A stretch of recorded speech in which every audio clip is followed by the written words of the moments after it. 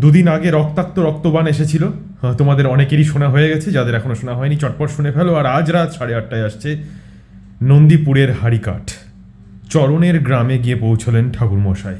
তারপর কি হলো শুনতে হলে পুরো গল্পটা শুনতে হবে। আর অনেক কথা বলার আছে তোমাদের সাথে।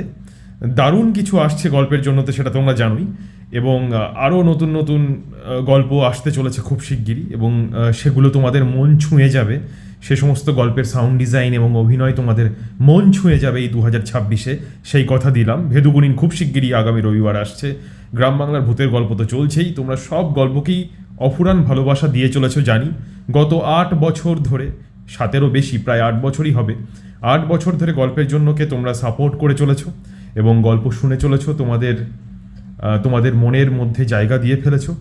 আমি জানি এই বন্ধন চির অটুট, কারণ তোমাদের জন্যই তো গল্পের জন্য।